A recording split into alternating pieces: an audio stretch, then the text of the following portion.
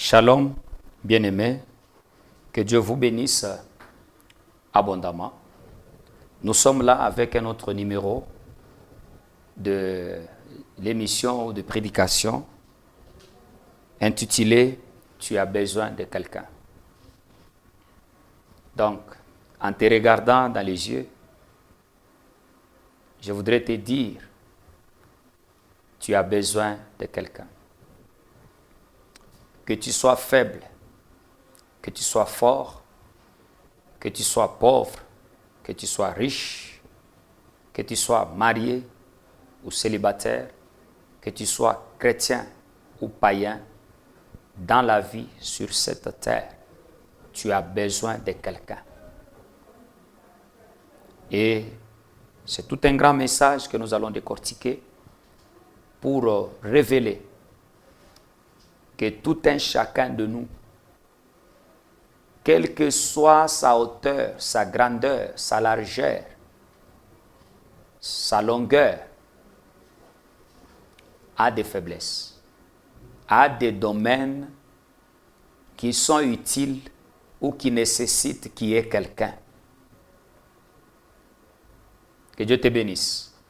Et non seulement nous allons révéler cela, l'utilité de quelqu'un, mais nous allons également enseigner sur quelles sont les attitudes que nous devons avoir par rapport à ce quelqu'un dont nous avons besoin. Sans plus tarder, nous allons dans la parole du Seigneur, car c'est ça le soubassement de notre mission. C'est pourquoi nous l'appelons « Regard sur la vision », parce que nous considérons la parole de Dieu comme des lunettes pour voir dans la vie des hommes et des femmes, à l'église comme à l'extérieur de l'église, ce qui s'est fait, si c'est conforme à la parole de Dieu, si c'est vraiment conforme à la vision du Seigneur. Donc, nous commençons par les livres des Juges, chapitre 16.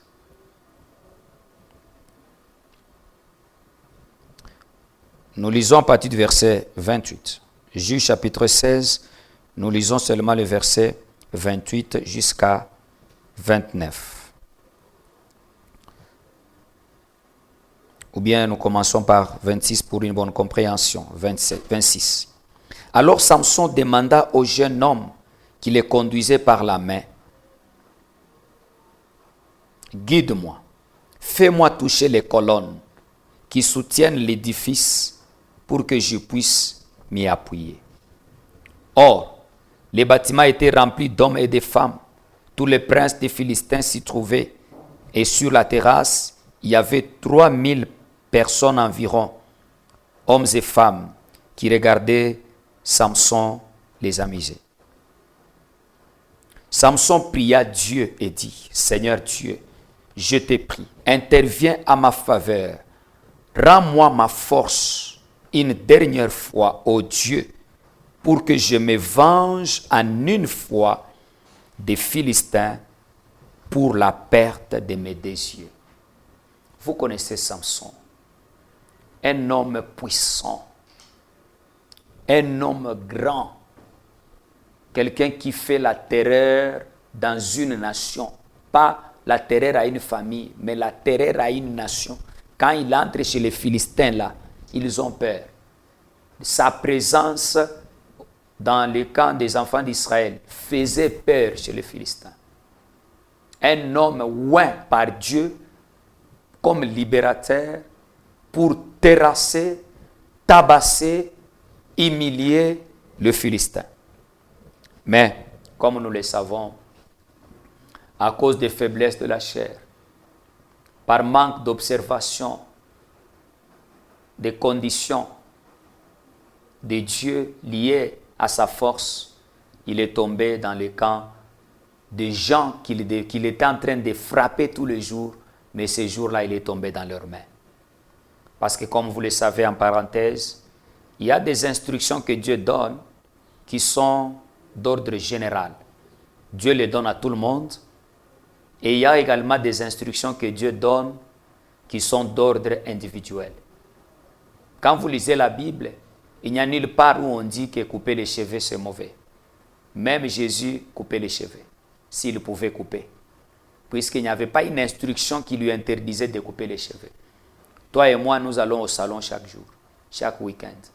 Mais pour Samson, c'était une instruction individuelle. Alors, bien-aimés dans le Seigneur, lorsque vous avez des instructions individuelles qui te sont données par Dieu, il faut faire très attention. Parce que la désobéissance à ces instructions individuelles, très souvent, provoque directement la mort, la chute. Car Dieu considère ça comme des instructions qui tiennent votre vie. Quand vous les violez, c'est fini. Ça s'arrête pour vous. Alors faites attention. Qu'est-ce que individuellement Dieu t'a déjà interdit? Tiens à ça et respecte ça. Si Dieu t'a dit qu'il ne faut jamais révéler tel et tel secret de ta vie, garde ça. Ne vis pas à la bassesse à cause de l'amour comme Samson. Parce qu'il est mort, mais Delilah est resté en vie. Il est mort, Israël est resté dans la souffrance, alors que lui avait une mission qu'il n'avait pas achevée. C'est comme ça qu'il est tombé dans les camps des Philistins, qui ont commencé à l'humilier, à le rabaisser, à s'amuser avec lui, à élever leur dieu Dagon, et en train de le célébrer, soi-disant qu'il avait livré entre leurs mains celui qui était l'ennemi des Philistins. Écoutez, Église de Dieu. Mais comme Dieu est bon, il s'est fait qu'en prison, les cheveux ont commencé à repousser. Par cheveux, moi je vois seulement Dieu qui a revisité son serviteur. Puisque en fait, la force de Samson, ce n'était pas les cheveux. La force de Samson, c'était Dieu. Les cheveux, c'était seulement une instruction de Dieu, c'était seulement des choses qui étaient sur sa tête, une structure qui était sur sa tête et que Dieu utilisait comme un canal de l'onction, de oindre et de soutenir Samson. Mais en réalité, derrière les cheveux, il y avait Dieu. Et même quand Samson a péché, il n'a pas péché contre les cheveux, il a péché contre Dieu. C'est Dieu qui avait retiré la force. Puisque la Bible dit, Dieu s'était retiré de Samson sans lui dire. C'est très très mauvais quand Dieu se retire de toi sans te parler. Parce que tu peux croire qu'il est avec toi et tu continues à faire des déclarations, tu continues à organiser des croisades, tu continues à travailler dans l'orgueil que non, aujourd'hui il fera comme d'habitude alors qu'il n'est pas avec toi. C'est très dangereux puisque la Bible dit Samson s'était levé croyant qu'il va s'en sortir comme tous les jours. Il ne savait pas. Parce que s'il savait, il pouvait même fuir, il pouvait même se cacher. Mais ce jour-là, il a affronté l'ennemi. Il a attaqué l'ennemi, mais il s'est rendu compte que Dieu n'était pas avec lui. Au fait, il n'avait pas péché contre les cheveux, il avait péché contre Dieu. La force de Samson, c'était Dieu qui agissait par ses cheveux. Mais à un certain moment, les cheveux ont commencé à repousser. Dieu lui a fait grâce, il est retourné dans sa vie. Alors, qu'est-ce que je remarque ici?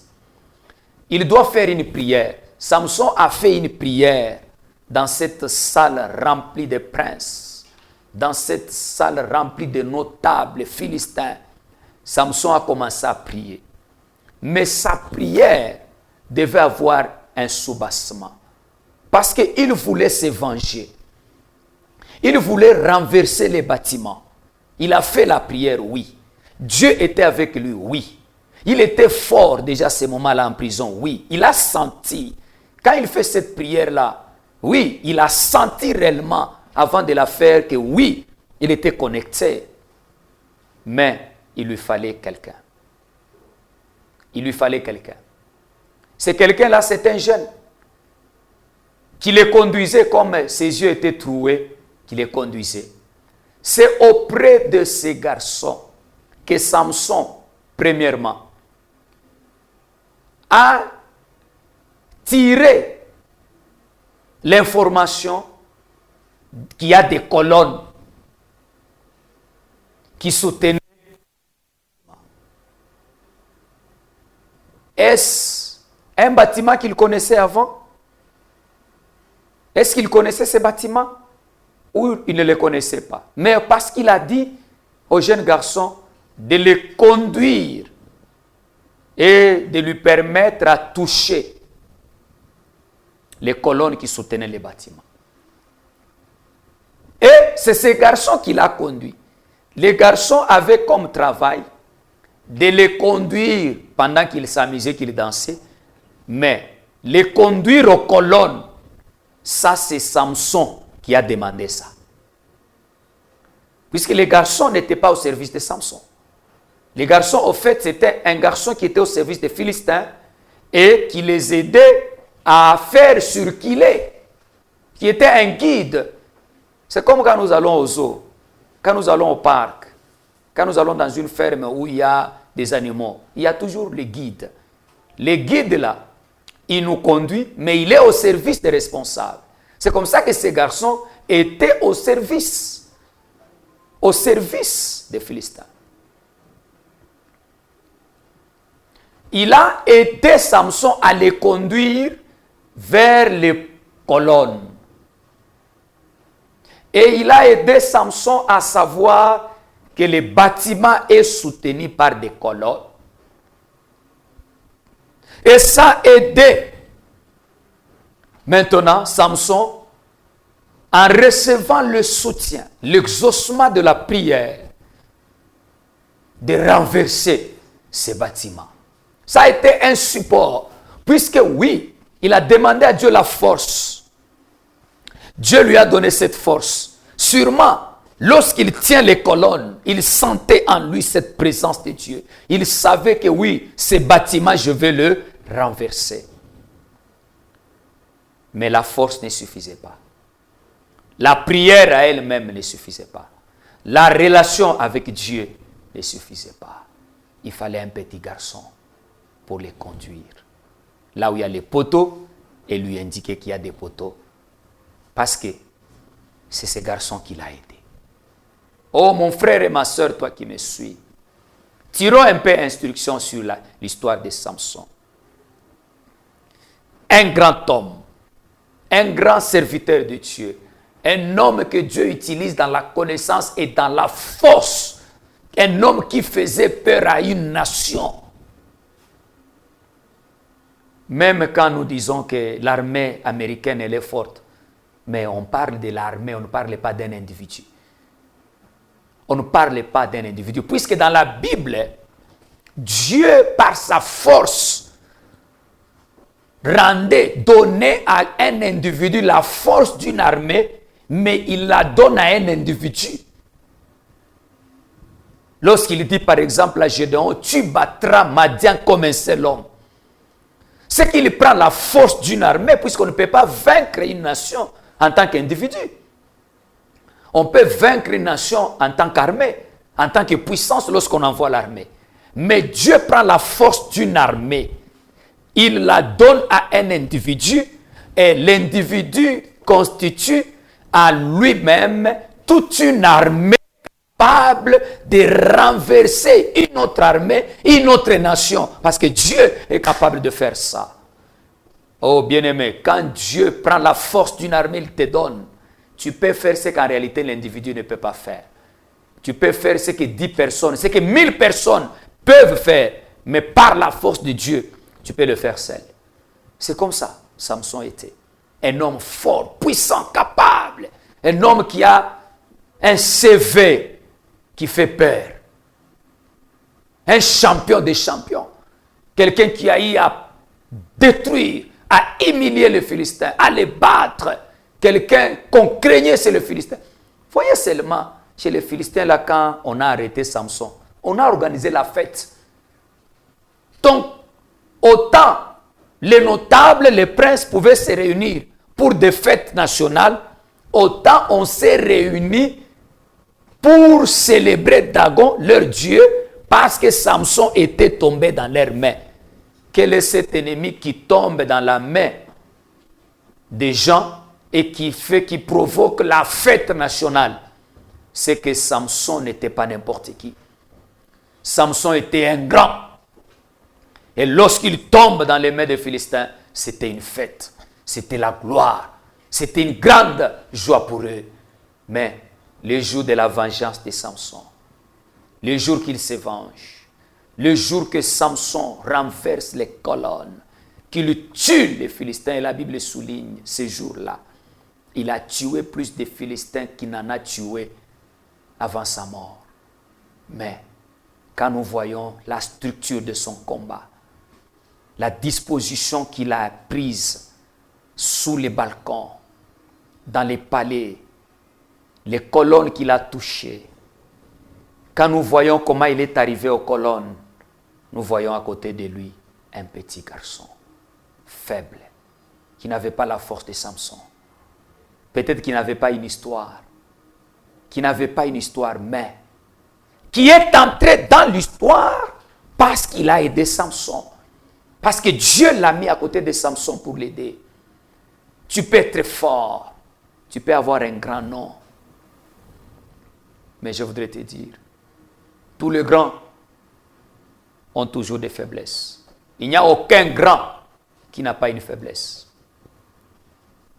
Lisez la Bible.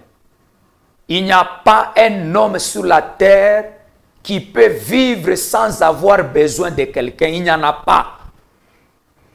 Il n'y en a pas. Si tu en connais un seul homme, tu peux m'écrire au numéro qui s'affiche dans cette émission. Tu peux m'aider, tu peux me compléter dans cette émission. Mais en lisant la Bible, je n'en vois pas.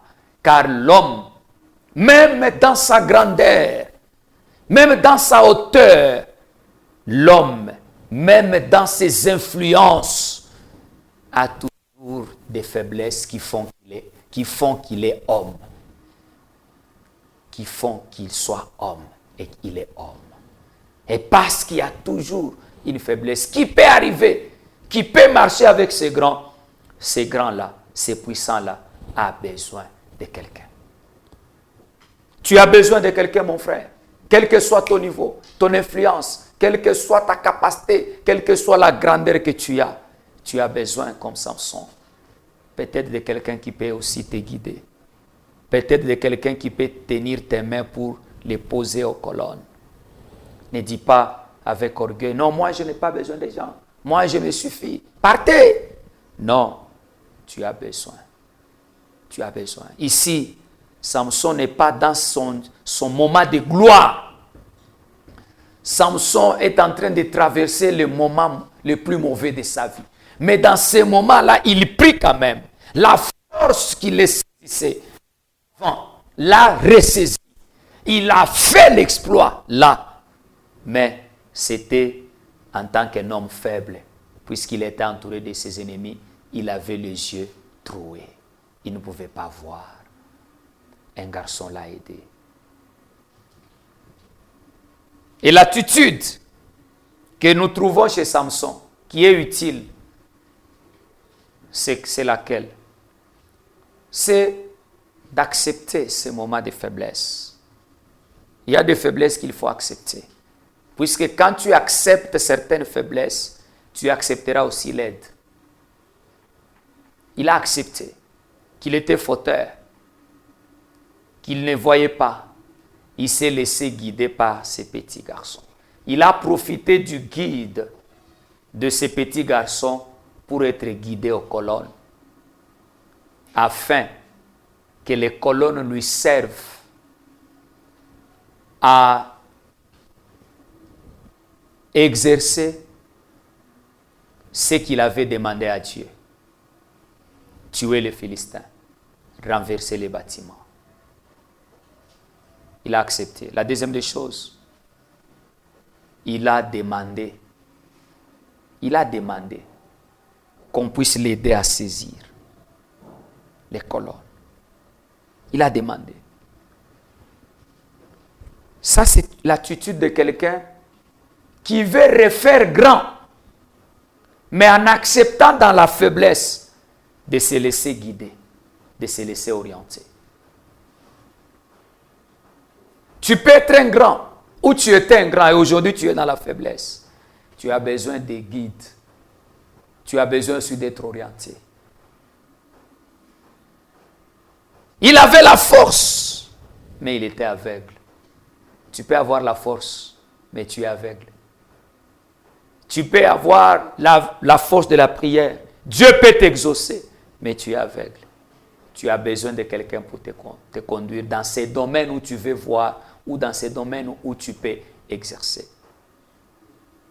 Samson a fait de ces garçons ses yeux. Parce que lui ne voyait pas. Et il a compris cela. Puisqu'un aveugle a comme yeux, c'est lui qui les guide. Quand un aveugle n'a pas celui qui le guide, il donne beaucoup plus d'importance au bâton qui l'aide à marcher. Hein? Vous ne pouvez pas voir un aveugle qui se déplace à l'aide d'un bâton, jouer avec ses bâtons, les jeter en désordre. Non, là où il est, là est les bâtons.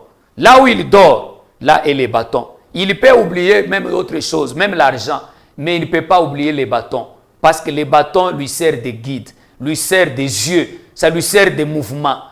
Les bâtons ont de la valeur aux yeux de l'aveugle. Et ces petits constituaient les guides, les bâtons de cet aveugle. Les petits constituaient les yeux de Samson. Et ces petits avaient de la valeur aux yeux de Samson. Ici, je vais dire à un grand, à un homme influent, que vous devez savoir que même un plus petit peut avoir de l'importance et de la valeur. Peut avoir de l'importance et de la valeur. Samson a donné de la valeur à ses garçons. Bien-aimé, donne la valeur à ceux qui t'entourent. Car ils constituent tes yeux. Ils constituent ton bâton. Car tu peux être fort et puissant, mais tu ne vois pas tout, tu ne connais pas tout. Tu ne peux pas entrer partout. Tu ne peux pas arriver partout seul. C'est de donner la valeur aux petits. C'est de donner la valeur à la personne d'où vient l'information. Vous savez, lorsqu'on se laisse instruire par un enfant, c'est parce qu'au départ, on considère que même chez un enfant, on peut puiser une sagesse. Même chez un faible, on peut puiser une sagesse. La Bible dit, la sagesse du pauvre est méprisée.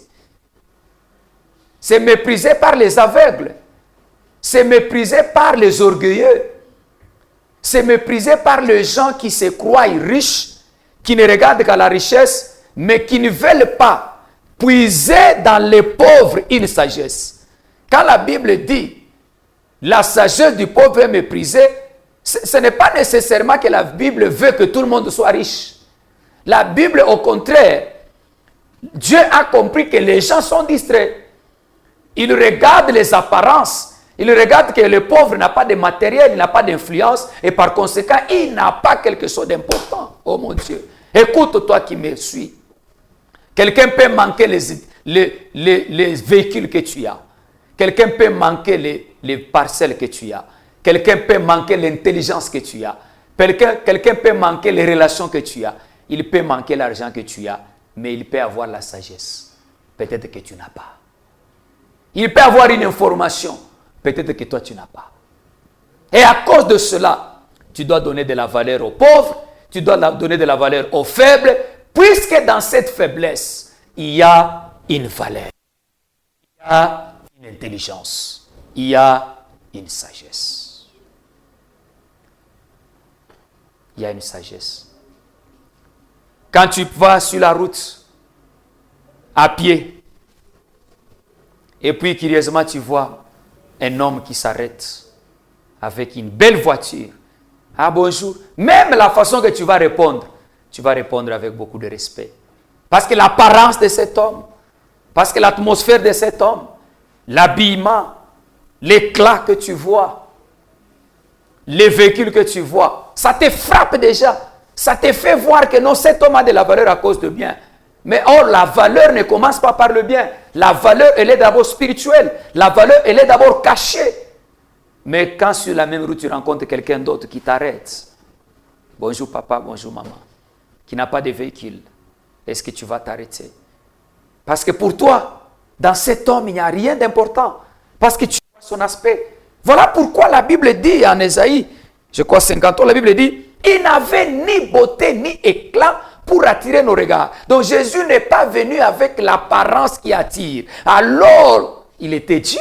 Et pourtant, il était Dieu. Il avait sagesse. Lui-même était la sagesse. Lui-même était l'intelligence. Il avait la divinité. Lui-même était Dieu. Il était le salut. Mais son aspect n'avait pas d'éclat. Il était comme un pauvre. La Bible dit, il n'avait ni beauté ni éclat pour attirer. Car les gens se font attirer beaucoup plus par la beauté et l'éclat. Et ils ne poussent pas les raisonnements loin. Les gens ne font pas pénétrer leur esprit dans le pauvre, dans les petits, dans les malheureux, pour voir en dehors de l'apparence, qu'est-ce qui est d'important qui est caché. Dans la vie de ces garçons, qui étaient moindres de force que Samson, mais au moins, il avait des yeux que Samson n'avait pas. Samson était fort, mais il n'avait pas des yeux. Ces garçons étaient faibles, mais il avait des yeux. Et il a aidé Samson. Il a soutenu Samson avec ses yeux. Samson a vu avec les yeux de ces garçons qui n'avaient pas sa force, mais qui avaient les yeux que lui n'avait pas. Bien-aimé, Samson a compris que ce qu'il manquait à ce moment-là était chez les petits. Vous savez, quand vous pensez tout avoir, alors que vous n'avez pas tout, vous ne chercherez pas à connaître et à respecter les autres parce que vous ne savez pas qu'ils ont ce que vous manquez. Et Dieu s'est organisé de telle sorte que il a placé dans l'autre ce que l'autre n'a pas. Tu n'auras pas tout, mon frère. Ce que tu manques est chez le voisin. Oh mon Dieu. Vous connaissez cet homme, le prophète Élisée, cet homme fort et puissant en révélation. Une femme a suivi Élisée pour lui dire, mon mari était serviteur, il craignait Dieu. Il est mort pauvre parce qu'il a laissé des dettes. Et celui que nous devons est venu. Il veut me ravir les enfants. Élisée est un homme puissant, un homme de révélation, un homme de miracles. Il a dit à la femme, qu'est-ce que tu as dans ta maison? Élisée n'a pas fait de miracles en donnant l'argent. Vous pensez qu'un homme comme Élisée manquait l'argent? Non, il ne manquait pas. Parce que les gens allaient lui offrir. Lorsque Naaman est allé le voir, il est allé avec des biens. Ça, il a refusé puis c'était Naaman. Mais les autres histoires, quand les enfants d'Israël allaient le voir, ils prenaient. Qu'est-ce que tu as dans ta maison? Oh non, j'ai seulement un peu d'huile. Ok, maintenant, va demander les calebasses, les cruches chez le voisin. La femme avait l'huile, mais les calebasses étaient chez le voisin. Le miracle est opéré entre ce qui est chez la femme et ce qui est chez le voisin. Donc Dieu n'a pas exclu le voisin dans l'accomplissement du miracle qu'il a opéré dans la maison de cette femme. Maintenant, si cette femme avait de mauvaises relations avec les voisins, comment elle allait faire puisque les calebasses, le lieu de la multiplication de l'huile était chez les voisins? Frères et sœurs, fais attention, toi qui vis avec orgueil, qui injurie les voisins, qui ne salue pas le voisin, tu n'as pas besoin de quelqu'un. Même à l'église, quand tu entres, tu viens, tu te mets, tu n'as pas besoin de saluer quelqu'un. Les voisins te connaissent comme quelqu'un qui ne salue jamais les gens à cause de la peur. Frères et sœurs, si tu étais cette femme-là, qu'est-ce que tu allais faire? Les miracles allaient s'opérer comment? Tu allais dire à Élisée, ah mon serviteur, l'homme de Dieu, en tout cas les voisins sont méchants. Puisqu'aujourd'hui, vous les pentecôtistes, vous voyez les sorciers partout. Vous voyez les sorciers partout. Quand vous priez, le feu vous envoie chez les voisins. Mais quand vous avez deuil, les premiers à venir, ce sont les voisins.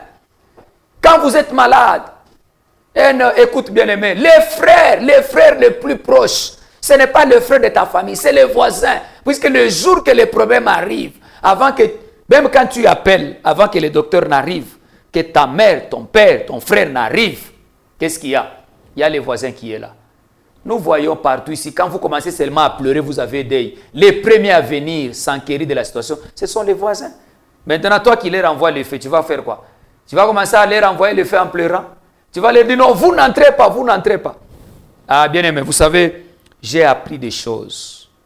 La vie m'apprend des choses. Et ce que j'apprends travaille beaucoup mon caractère.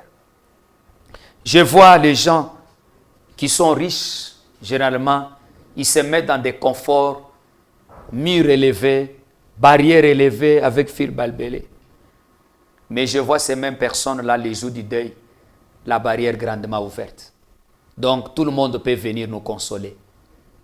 Bien aimé, écoutez, si vous vous attendez à ce que un jour les gens, les voisins, viennent te consoler ou vous consoler, donc, laissez aussi les voisins et les gens participer à votre bénédiction. Laissez les gens, faites jouir les gens à votre bénédiction. Vous en avez beaucoup partagé. Même votre salutation, vous pouvez toujours partager. En tout cas, l'histoire de cette femme, ça m'enseigne beaucoup. Ça m'apprend beaucoup. Et je suis vraiment ravi. Je suis béni et je tire beaucoup d'instructions de cette femme. Je tire instruction de Samson. Je passe à un autre exemple. Un exemple très important également. Et puis, pour aujourd'hui, nous allons terminer par là. Parce que c'est une grande matière que nous n'allons pas terminer maintenant. Nous sommes en Jean chapitre 19. Le verset 38. Jésus mis au tombeau après ces événements. Joseph de la ville d'Arimathée alla demander à Pilate la permission d'enlever le corps de Jésus. Il était aussi disciple du Seigneur, mais il s'en cachait par peur des autorités religieuses. Pilate y consentit. Joseph alla donc prendre le corps de Jésus. Nicodème vint également. C'était lui qui, auparavant, était allé trouver Jésus de nuit. Il apporta environ 30 kilogrammes d'un mélange de myrrhe et d'aloe. Alléluia. Jésus le grand homme. Jésus le Seigneur des Seigneurs. Jésus le Sauveur des Sauveurs. Celui-là qui était complet en tout. Celui-là qui était la totalité en lui-même. Celui-là même qui était loin, hors mesure. Le seul qui avait l'onction 100%. Le seul qui avait l'onction 100%. Jésus, la vie et la résurrection. Le Seigneur et le Sauveur. Même lui là, on nous explique ici que quand il est mort, c'est un disciple qui est allé prendre sa tombe, son cadavre, je voulais dire. Son cadavre. Vous savez, si tu n'as pas besoin des gens de ton vivant, tu en auras besoin, même à ta mort. Et pour en avoir besoin à ta mort, tu dois entretenir de bonnes relations avec les gens parce que ton cadavre doit être respecté et enterré dignement. Et pour qu'il soit respecté et enterré dignement, tu dois avoir des vivants vécus bien avec les gens. Tu dois avoir bien vécu avec les gens. Puisque même ton cadavre doit être enterré avec dignité. Jésus a été enterré avec dignité. Pourquoi? Puisque il avait un disciple. Le disciple n'est pas Jésus. Le disciple n'est pas le Fils de Dieu comme Jésus. C'est un humain qui a cru en Jésus, qui a suivi Jésus et qui a la grâce de le servir. Mais c'est le disciple qui est allé demander le corps à Pilate. C'est le disciple qui est allé prendre le corps à Pilate et qui est allé l'enterrer dans de très bonnes conditions. Frères et sœurs, vous pouvez être bien, mais vous devez maintenir ce climat-là de bénédiction, de gloire avec les gens. Ne dites pas aux gens, non, toi, qu'est-ce que tu feras pour moi? Toi, qu'est-ce que tu feras? Nous avons vu, chaque fois que nous avons rencontré, nous avons eu deuil dans nos familles. Les gens qui ont creusé des tombes au cimetière sont parfois des gens qu'on ne salue pas. Parfois des gens qu'on néglige. Ce sont eux-là qui sont les premiers au cimetière. Avec la houe, la bêche. avec tous les instruments qui servent à creuser. Ce sont ces gens-là qui nous aident à transporter les cercueils. Ce sont ces gens-là qui nous aident à monter les hangars, à arranger un cadre où nous allons recevoir les gens. Et par conséquent, ça nous enseigne que tout le monde a de la valeur. Tout homme a de la valeur. Si quelqu'un ne t'aide pas dans tel ou tel domaine, il peut t'aider dans tel ou tel autre domaine de ta faiblesse. Jésus ne pouvait pas s'enterrer lui-même. Ce n'est pas la mère de Jésus qui est allée prendre le corps pour l'enterrer. C'est un disciple qui a pris le corps. Qui a pris le corps. Frères et sœurs, nous voyons quand beaucoup de pasteurs meurent. Les gens qui les enterrent dignement, ce ne sont pas les membres des familles. C'est l'église. C'est l'église. Parfois, d'autres églises, les gens font des cotisations pour enterrer dignement un homme de Dieu.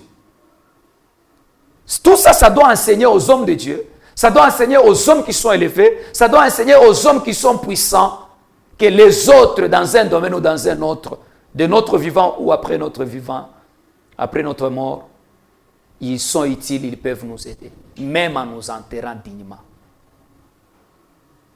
Ceci, donc, nous exige des attitudes telles que la bonne relation avec tout le monde, telles que l'humilité, telles que la considération des autres, telles que dans l'autre, il y a aussi quelque chose d'important qui peut m'aider, tel que même après ma mort, ces gens m'aideront. Je serai faible. Même à la vieillesse. Même à la vieillesse. Quelqu'un peut te tenir à la main et te conduire. Même à la vieillesse, quelqu'un peut te conduire.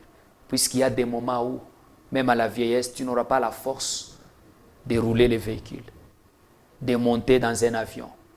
Tu n'auras pas la force de prêcher comme tu prêches là. Tu sautes, tu cries. L'âge fera ce que tu sois même incapable de porter la Bible. Tu sois incapable de manger. Quelqu'un peut te faire manger la bouillie. Donc tu as besoin de ce quelqu'un-là. Je suis venu te dire, tu as besoin de quelqu'un. Je ne serais pas allé vite, parce que le temps est parti. Je voudrais m'arrêter par ici. Et en te rappelant, Samson était un homme fort et puissant, mais il n'avait pas de yeux. C'est un garçon qui voyait à sa place, qui l'a conduit. Quoi qu'il avait prié pour que Dieu puisse le oindre, mais c'est l'enfant qui l'a aidé, qui l'a conduit là où il doit poser les mains. La prière, il l'a adressée à Dieu, mais pour toucher les colonnes, il a adressé cette demande à un homme. Il y a des choses que nous demandons à Dieu, il y a des choses que nous demanderons toujours aux hommes. Il y a ce que Dieu fera, il y a ce que l'homme fera. Alors, pour que l'homme fasse, il y a une relation. Pour que Dieu fasse, mais il y a une relation que nous entretenons avec Dieu. Pourquoi nous ne comprenons pas que pour que l'homme aussi fasse, il y a une relation que nous devons entretenir avec l'homme. Jésus, le grand sauveur, est mort, mais il a été enterré dans la tombe d'un humain, d'un homme, Joseph d'Arimathée, qui l'a mis là-bas. Vous voyez, je ne vois pas Pierre, les disciples à qui Jésus a donné la clé, apporter les parfums. Il avait aussi un autre domaine qui était utile à Jésus. Mais la Bible nous parle même de Nicodème, qui est venu aussi apporter les myrrhes en grande quantité, qui a apporté une sorte de parfum pour le corps de Jésus. Vous voyez? Maintenant, quand Jésus avait reçu Nicodème, s'il l'avait méprisé, s'il avait dit, mais toi, tu es inutile, va-t'en. Mais c'est ce Nicodème-là, qui allait même de nuit voir Jésus pour éviter les critiques des religieux. Ces jours-là, les jours de la mort, il a apporté des choses. Quand vous lisez la Bible, même au jour que Jésus ressuscitait, ce sont les femmes qui allaient à la tombe pour aller apporter des parfums, des aromates. Des femmes qui étaient reconnaissantes à Jésus. Vous savez, beaucoup de gens sont reconnaissants. Peut-être seulement parce que tu as envie. Mais ces femmes n'ont pas dit non, il est déjà mort. Elles amenaient le parfum, les aromates. Mais comme c'était le jour de la résurrection, elles ont trouvé que la pierre était déjà roulée. Dieu avait déjà fait son propre travail pour la résurrection de son fils. Jésus était déjà sorti de la tombe. Il avait vaincu la mort. Mais ces femmes, quand Jésus les rencontre après la résurrection, elles avaient des preuves de l'amour, les preuves du parfum. Elles avaient des preuves qu'elles allaient à la tombe pour déposer quelque chose. Jésus a vu ses œuvres. Bien-aimé dans le Seigneur, si tu honores les gens de ton vivant, tu seras honoré même après ta mort. On ne garde pas les bonnes relations après la mort. C'est quand tu es en vie. Apprends à respecter tout le monde. Apprends à accueillir les gens. Apprends à avancer, à percer, à faire du bien.